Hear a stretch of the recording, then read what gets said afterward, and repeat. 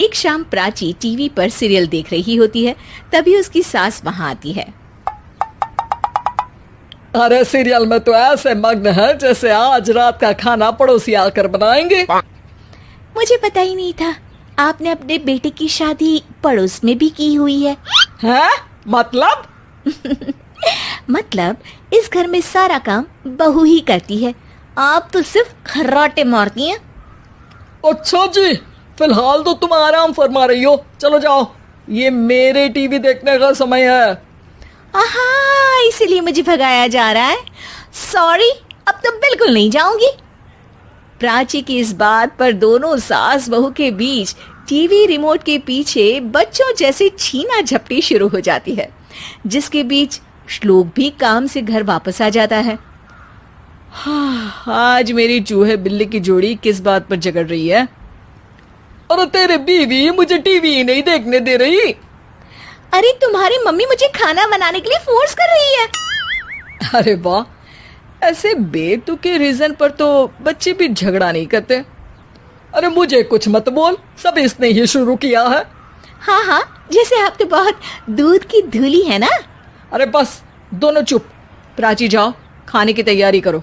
और माँ तुम छोड़ो, तुम्हें क्या बोलूं, शांति से अपना सीरियल देखो, मुझे दोबारा लड़ने की आवाज सुनाई नहीं देनी चाहिए। ऐसा बोलकर श्लोक वहां से चला जाता है, जिसके पीछे पीछे प्राची भी कुछ न कुछ बड़बड़ाते हुए रसोई में चली जाती है। हाँ हाँ, सासू जी को तो कुछ बोलेंगे ही नहीं, बस मुझ पर ही हुक्म चलता है, खाना बनाओ, जैसे मैं इनके घर में खाना बनाने के लिए आई हूँ। इसी तरह शाम बीतती है और रात को श्लोक और प्राची की सास खाना खाकर सोने चले जाते हैं, लेकिन प्राची गुस्से में कुछ खाए बिना काम में ही लगी रहती है। इस घर में किसी को घंटा फिक्र नहीं पड़ता, मैं खाऊं या भूखी रहूं। प्राची कुछ देर के लिए रसोई से बाहर जाती है और जैसे ही वापस आती है तो वहां दूध का भरा ग्लास देखकर हैरान रह जाती है। फिक्र पूरी है, बस दिखाना नहीं है। प्राची दूध पीकर सोने चली जाती है और अगली सुबह एक बार फिर सास बहू का कार्टून नेटवर्क स्टार्ट हो जाता है। ये तुमने ही किया है।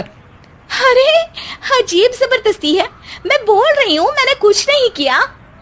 दोनों ने मिलकर पूरे घर को पागल खाना बनाया हुआ है।